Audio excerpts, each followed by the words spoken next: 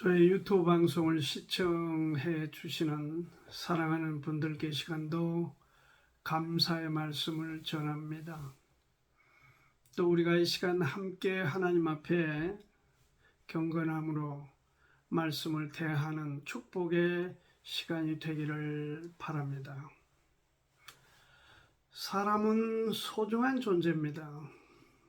그의 신분이나 학력, 수준 또는 재력, 그 다음에 그가 갖고 있는 백그라운드, 이런 것은 큰 의미가 없습니다. 사람 그 자체가 소중합니다. 남자냐, 여자냐, 노인이냐, 젊은이냐, 어떤 병원에서 죽을 날을 기다리는 환자냐, 그런 거에 우리가 따라서 소중하냐 아니냐를 나눌 수는 없습니다. 그 사람이 어떤 현재 상황이냐에 상관없이 사람은 소중합니다. 왜냐하면 사람은 하나님의 형상과 모양을 따라 지어졌기 때문에 그렇습니다. 우리가 주님을 보면은 알 수 있습니다. 주님께서는 가난하고 천하고 또 여러 가지 장애를 안고 있는 사람 또는 과부냐 소외계층의 사람이냐 뭐 상관없이 더 애정을 갖고 그들을 돌보셨습니다. 그래서 우리도 그래야 합니다. 사람이란 이 원래 뜻이 안드로포스죠. 이는 위를 바라보는 존재, 그런 뜻입니다. 희망을 가진 존재, 이런 두 가지 의미로 주로 쓰여졌습니다. 짐승과 다른 것은, 짐승은 땅의 것으로 만족합니다. 그러나 사람은 절대로 땅의 것으로 만족하질 못합니다. 사람은 위를 사모하며 희망을 먹고 사는 그런 존재이기 때문에 짐승과 구별이 될 수 있습니다. 그래서 우리가 사람을 소중히 여겨야 됩니다. 그리고 누구든지에게 우리가 교훈을 받고자 하는 겸손함으로 대해야 된다. 제가 그렇게 시간 서론에서 말씀을 드립니다. 오늘은 세 사람을 통해서 우리가 어떤 교훈을 각각 받았으면 하는 마음으로 함께 사무엘서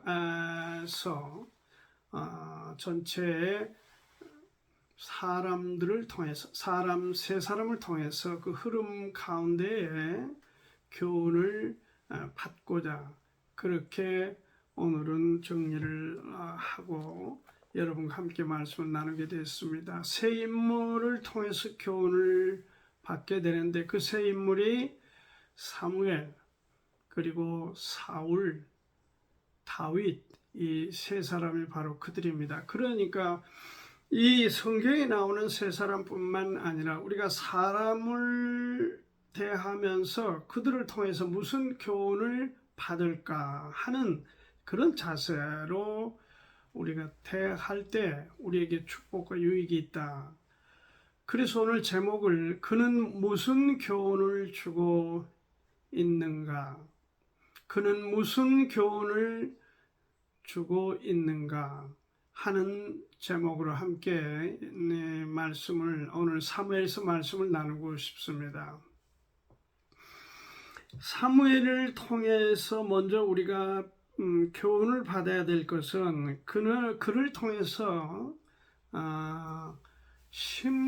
사람이 무엇으로 심든지 그대로 거둔다는 그런 교훈을 받게 됩니다. 이게 1장부터 8장까지 말씀 가운데 사무엘의 생애를 정리하고 있는데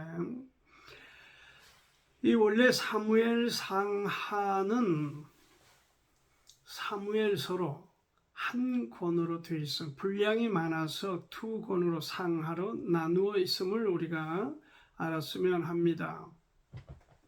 이 책은 사무엘의 출생 배경이 무엇인가서부터 시작하고 있습니다. 그의 어머니 한나가 어떻게 해서 사무엘을 얻었는가? 그것은 하나님 앞에 정말 간절하고 애절하게 기도함으로 사무엘을 얻었다는 내용을 이 책의 시작으로 쓰여지고 있습니다.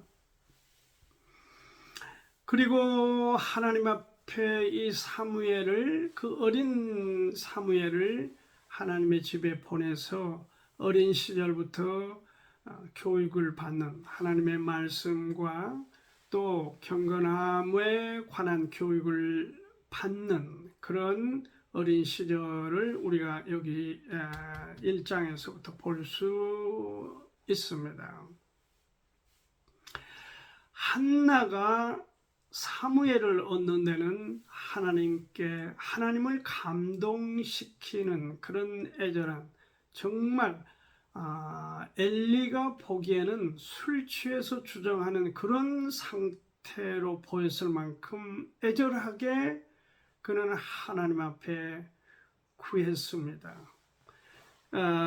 여기 그 한나에게는 갑절을 1장 5절에 보면 갑절을 주니 이는 그를 사랑함이라. 그러나 여호와께서 그를 성태치 못하게 하시니 그랬는데, 그 남편, 여기 에브라임 산지 라마다 입소빔의 에브라임 사람 엘가나라 하는 자가 있는데, 그는 여로함의 아들이요 엘리후의 손자요 도후의 증손이요 숲의 현손이더라. 그에게 두 아내가 있었는데 지금 한 여인이 분인 나이여서 한나입니다. 한나는 다른 부분에 있어서는 여기 보니까 풍족당시했던 것 같습니다. 자기 남편이 늘 배려를 해주고 갑절을 주었다 했고, 그 다음에 7절에도 보면 매년에 한나가 여호와의 집에 올라갈 때마다 남편이 그같이 하매 분인나가 그를 격동시키므로 그가 울고 먹지 아니하니, 남편의 사랑을 극진히 받았던 그런 한나였습니다. 그러나 그에게 부족한 것은 자식이 없다는 그 문제 때문에 그가 그렇게 하나님 앞에 애절하게 기도하고, 만약 하나님이 자녀, 아들을 주시면은 그냥 하나님께 드리겠다, 그렇게 하나님께 기도 제목을 걸고 기도를 했습니다. 어머니의 기도에, 그 한나의 기도에 따라 하나님께서 감동을 받으시고, 그리고 거기 사무엘을 주셨습니다.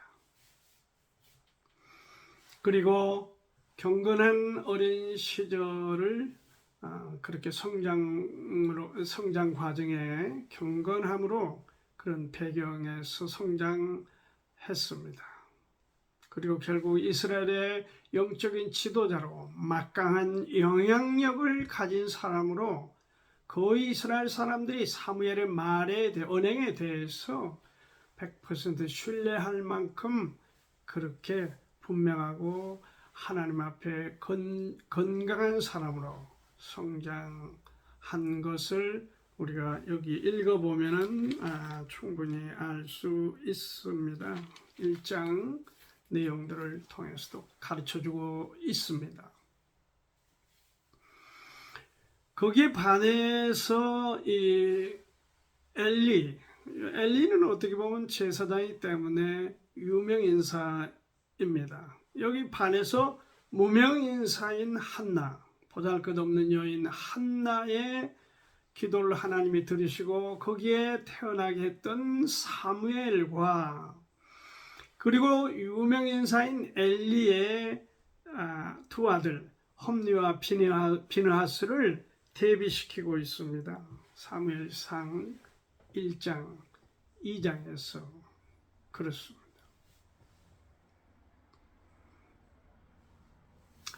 한나는 기도로 경건함으로 하나님을 경외했던 여인인 반면에 제사장 지위를 맡고 있었던 엘리는 그러하지 못했던 것으로 그렇게 우리에게 볼 수 있게 하셨습니다. 사무엘의 경건함은 어디서 온 거냐? 어머니의 영향이었다. 반면에 엘리는 어떤 두 아들에게 영향도 미치지 못하는 것으로 보입니다. 2장 12절 말씀을 보니까 엘리의 아들들은 불량자라 여호와를 알지 아니하더라. 하나님을 배척했습니다. 불량자들이었습니다. 유명한 엘리는 자식 농사를 잘못한 겁니다. 거기에 반해서 무명인사인 정말 이름 없는 한나는 애절함으로 기도하여 경건함으로 아들을 양육하여 하나님 앞에 당당하게 쓰임 받게 된 것을 보게 됩니다. 한나의 기도로 심은 아들이 훌륭하게 경건함으로 성장해 가고 있는 것을 봅니다. 여러분, 경건함이라는 게 무슨 뜻을 갖고 있습니까? 경건함의 첫째 조건은 하나님을 경외하는 것입니다. 그리고 경건함은 이웃에 대해 불쌍히 여김으로 구제하는 삶, 그리고 경건함은 하나님께 기도하는 삶. 그래서 경건한 사람이 어떤 사람이냐? 하나님을 경외하고 남을 구제하고 그리고 여기 기도하는 그런 사람을 일컬어 경건한 사람이다. 신약성경 사도행전 10장의 고넬료를 통해서 로마 백부장을 통해서 우리가 이렇게 정리를 할 수 있습니다. 그러므로 우리도 하나님을 경외하고 그리고 구제하며 그러니까 어려운 사람, 이웃, 불쌍하고 가난하고 어려운 사람, 의지할 데 없는 사람들을 향해서 우리가 돕는 마음, 긍휼히 불쌍히 여기는 마음이 중요하다. 그리고 기도하는 심령이 되어야 한다. 이렇게 함으로 우리가 경건함이 이룰 수 있는데 이 바로 샘플로 우리에게 한나와 그리고 그 아들 사무엘을 통해서 보여주고 있습니다. 한나는 그 심은 대로 거두었습니다. 뭘 거두었습니까? 아름다운 열매 사무엘을 통해서 이스라엘 지도자, 영적인 지도자로 그렇게 탄생시키고 인정을 받았습니다. 반면에 심지 않는 엘리는 불량자들이고 심지어는 그 두 아들로 인해서 이스라엘 백성들에게 영향을 미치게 되고 심지어 하나님 앞에 드리는 제사, 제물을 먼저 취하여 만용을 갖는 것을 우리가 볼 수 있습니다.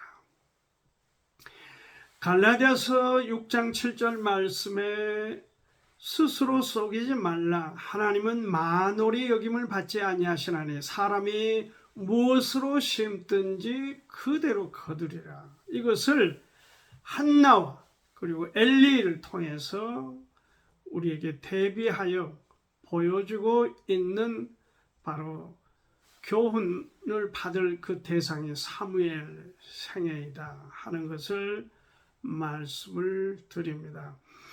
하나님은 만홀히 여김을 받지 아니하신다 했는데 여기서 만홀히 할 때 이 만자가 없인 여긴다는 뜻입니다.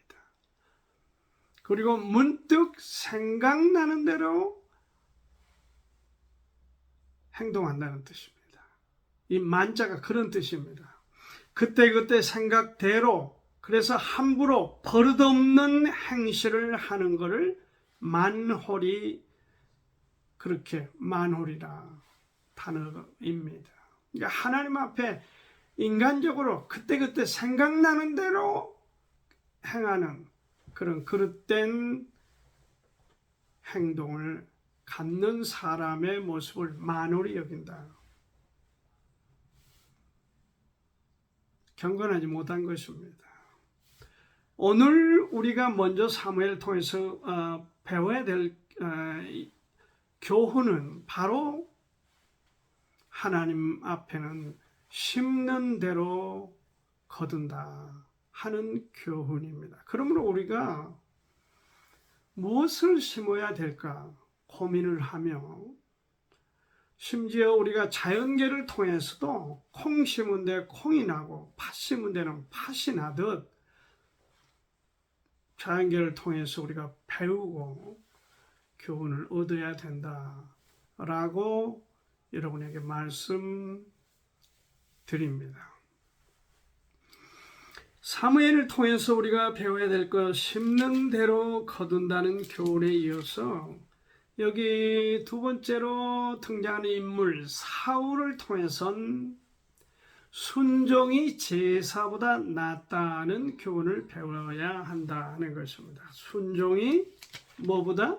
제사보다 낫다. 순종이 중요하다. 순종은 우리에게 기적을, 축복을 안겨줄 수 있는 중요한 덕목 중에 하나입니다. 사울은 초기에 매우 약한 사람이었습니다. 그러나 그가 하나님께서 왕으로 하나님의 의를 세워주셨을 때에 처음 출발은 대단한가 그런 생각을 갖게 되기요. 여기 내용들이 그런 내용으로 흘러가고 있습니다. 그러나 그는 사람을 두려워하기 시작하더니 하나님을 청종치 않고 과욕을 부리는 얘기가 사무엘상 15장 19절의 기록입니다. 어찌하여 왕이 여호와의 목소리를 청종치 아니하고 탈취하기에 급하여 여호와의 악하게 여기시는 것을 행하였나이까. 하나님이 악하게 보는 것을 행했다는 것입니다.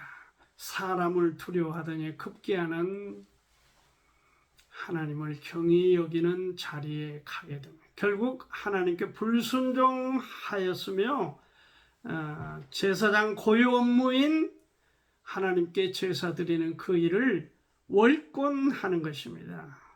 민간인으로 왕으로서 월권 행위를 18절에 하고 있습니다. 또 왕을 길로 보내시며 이르시기를 가서 죄인 아말렉 사람을 진멸하되 다 없어지기까지 치라 하셨거늘. 이걸 불순종한 거죠. 하나님의 말씀을 청종치 않는 것입니다. 그러면서 다만 백성이 그 마땅히 멸할 것 중에서 가장 좋은 것으로 길갈에서 당신 하나님 여호와께 제사하려고 양과 소를 취하였나이다. 이렇게 거짓말로 하나님 앞에 변명을 늘여놓습니다. 사무엘이 가로되 여호와께서 번제와 다른 제사를 그 목소리 순종하는 것을 좋아하심 같이 좋아하시겠나이까. 순종이 제사보다 낫고 듣는 것이 수양의 기름보다 낫나이다. 순종이 제사보다 낫다. 순종과 관계되는 것이 듣는 것입니다. 하나님 말씀을 바르게, 정확하게, 확실하게 듣는 것이 우선이고, 그 다음에 그 듣는 바에 따라서 행동하는 것이 바로 순종입니다. 사실 여기서 보면은 사울은 신앙이 무엇인지를 몰랐던 것으로 보여집니다. 사람의 길이 대부분 여기 말씀에도 있습니다만은 하나님과 반대되는 게 많습니다. 세상과 하나님은 다릅니다. 반대입니다. 어떻게 보면. 근데 세상에 귀를 기울이고 사람에게 비중을 두면은 자연스럽게 하나님과는 멀어지게 되고 하나님을 등지게 되는 것입니다. 그래서 우리가 하나님의 말씀을 듣는 일에 시간을 들이고 에너지를 들이고 우리 귀를 기울이는 것이 중요하다 하는 것을 여러분들이 꼭 사울의 생애를 통해서 교훈을 받고 또한 그러한 삶으로 나아가기를 촉구합니다. 여러분, 청문회, 히어링이죠. 청문회가 뭡니까? 듣는 것입니다. 어떤 문제에 대해서 내용을 듣고 그에 대해서 물어서 그의 의향을, 그의 반응을 얻는 것이 청문회입니다.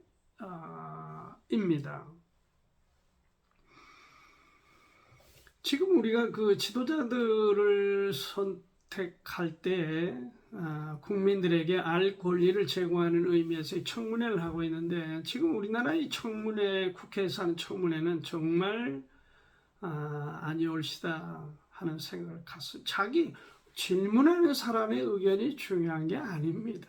그렇죠? 청문회는 답변하는 사람의 내용이 중요한 것입니다.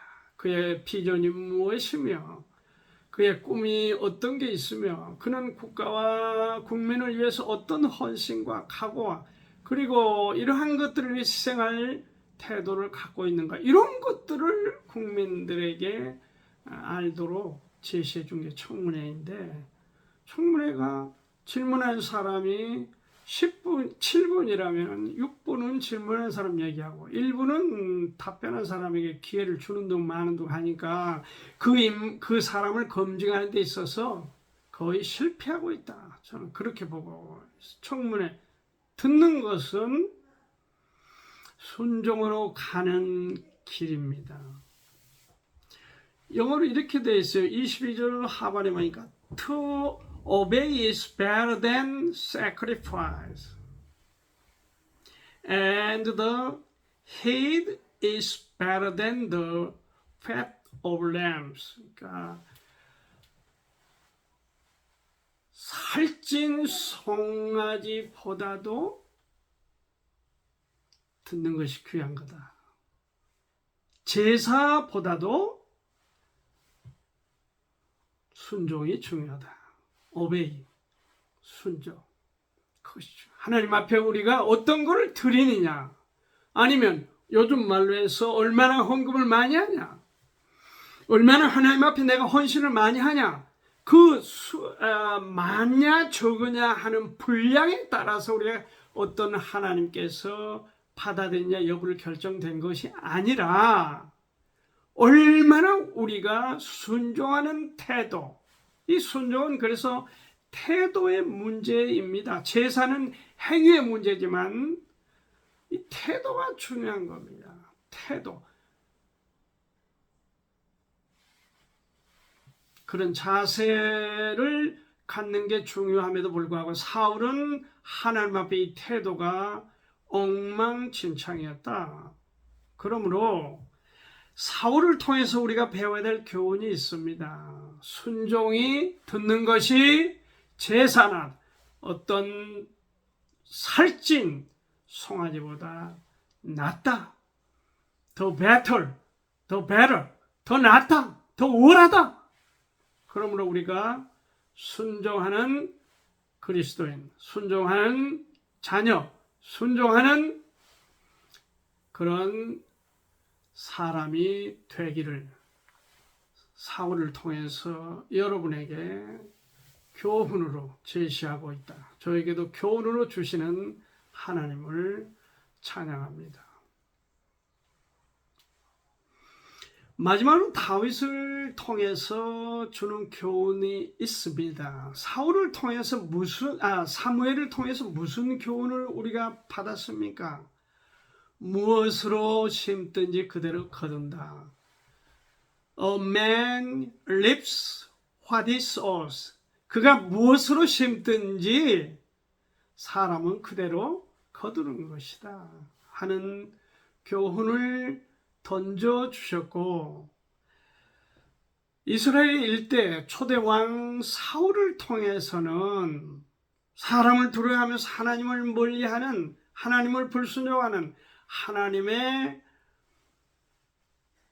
말씀을 청종하지 않는, 거부하는 이 잘못된 사울의 신앙을 통해서 우리는 순종이 제사보다 낫다, 그 점을 꼭 기억해야 한다 하는 것을 이 시간 사무엘상 15장 22절 말씀에 기재된 대로 여러분들에게 간절히 말씀을 드립니다. 마지막 다윗을 통해서 사람은 외모로 보지만 하나님은 중심을 보신다. 사무엘상 16장 7절에 여호와께서 사무엘에게 이르시되 그 용모와 신장을 보지 말라. 내가 이미 그를 버렸노라. 나의 보는 것은 사람과 같지 아니하니 사람은 외모를 보거니와 나 여호와는 중심을 보시느니라. 이새의 막내 아들 다윗, 그러니까 이새의 쭉 아들들이 지금 사무엘이 심사 면담하기 위해서 가 있는 차가 다 지나가지만 하나님이 흡족함으로 합격 통지를 해주지 않는 것이고 막내 아들 다윗에게 드디어 하나님께서 흡족한 합격 통지서를 발부합니다. 사무엘과 그 아버지인 이새는 각각 외모로 평가를 했습니다. 보았습니다. 그러나 하나님은 그렇게 보지 않으시고 중심을 보셨습니다. 하나님은 중심을 보시고 다윗을 선택하셨습니다. 물론 다윗이 왕으로 재임하면서 밧세바 사건이나 인구 조사나 이런 해서는 안 될 일을 하나님을 의지함보다도 백성을 의지하고 하나님을 의지함보다도 자기 육신의 정욕을 의지하여 범죄를 지었던 것은 사실이지만, 그런 결점을 보였던 것도 사실이지만, 그러나 다윗의 마음은 하나님과 통했습니다. 돌이키고 용서를 구하고 처절하게 하나님 앞에 회개의 모습으로 하나님과 관계를 회복하여 하나님이 내리실 징계가 축소되는 내용들을 우리가 알 수 있습니다. 그는 하나님을 제대로 알았습니다. 그는 골리앗을 돌 하나에 처단하는 그런 정말 역사적으로 전대미문의 사건이 여기 일어났습니다. 사울을 피해서 그 악행 중에 도망을 계속 도망치는 그런 고통 중에서도 우리가 알아야 될 게 하나 있습니다. 그를 해치는 일을 하지 않았습니다. 그를 죽일 기회가 서너 번 있었지만 다윗은 칼을 뽑지 않았습니다. 역시 이러한 것은 하나님의 마음에 합한, 하나님을 흡족하게 하나님이 기름 부은 사람을, 하나님의 권위자를 해치지 않겠다. 내 칼로 피를 흘리지 않겠다.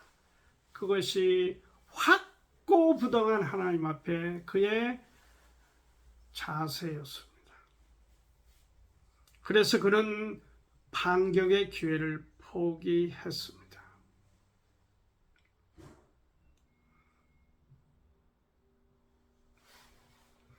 여기 보면 다윗을 통해서 이렇게 교훈을 받았어. Man looks at the outward appearance, but the Lord looks at the heart.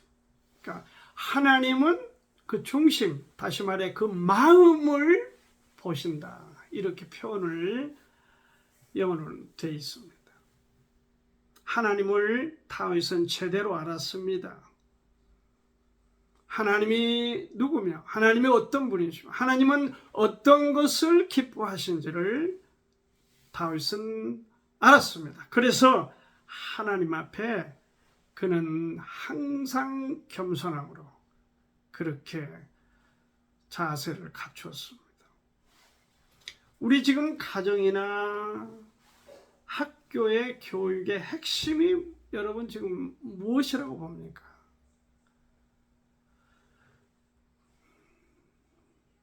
진실함으로 인생을 사는 것입니다. 그리고 정직함으로 사는 것입니다. 이러한 것들이 진짜 중요한 덕목입니다. 그러나 우리 지금 학교 교육이 이러한 궤도를 벗어나서 외식주의와 외모지상주의와 마치 속빈 강정 같은 지식을 주입시키는 지식 습득형의 그런 교육으로 가고 있는 게 사실입니다. 이 사회도 마찬가지입니다. 권위주의가 너무 팽배하고 외모제일주의로 우리 대한민국이 흘러가고 있습니다. 애들을 갖지 않으려고 하는 젊은이들의 그 생각 속에 바로 이러한 현상을 우리가 충분히 보고 읽을 수 있어요. 외모를 중요시 여기고 가진 자에 대한 극단의 사모함이 젊은이들을 그릇된 길로 인도해 가고 있어요. 마치 내용은 없고 겉만 번지르하는 속빈 강장처럼 되어버렸다고 할까요? 그러므로 우리가 다윗을 통해서 배워야 될 중요한 교훈은 바로 이것입니다. 사람을 중심으로 봐야 된다. 외모는 중심보다 덜 중요하다. 다시 말해서 중심은 외모보다 월등하게 중요하다. 그래서 우리 마음에 품고 있는 생각, 그 생각에 따라서 우리의 인생을 젊음을 만들고 인생을 만들고 그리고 하나님 앞에 우리 삶을 만들어가는, 외모를 보지 말고 외모를 보되 외모보다 그 중심을 먼저 보는 그런 성숙한 태도, 하나님이 우리가 다윗을 통해서 우리에게 던져주는 그런 이 교훈을 배울 수 있기를 간절히 바랍니다. 사무엘을 통해서는 심는 대로 거두는 교훈, 사울을 통해서 순종이 제사보다 낫다 하는 교훈, 다윗을 통해서는 외모를 중요시 여기는 이 세대에 대해서 그보다는 중심을 보시는 하나님이시다 하는 교훈. 그래서 우리도 중심을 중요시 여기고 그리고 순종하는 태도를 갖추고 또한 여기 심는 대로 거둔다는 하나님이 우리에게 주시는 교훈들을 받아들여서 사람들, 비록 사무엘과 사울과 다윗뿐만 아니라 우리가 대하는 모든 사람들을 통해서 그의 신분과 그의 무슨 체력이나 어떤 것 조건에 따라서가 아니라 그 사람을 통해서 우리가 어떤 교훈을 받을까 겸손하게 고민하고 살아가는 축복의 사람 되기를 간절히 바랍니다. 감사합니다.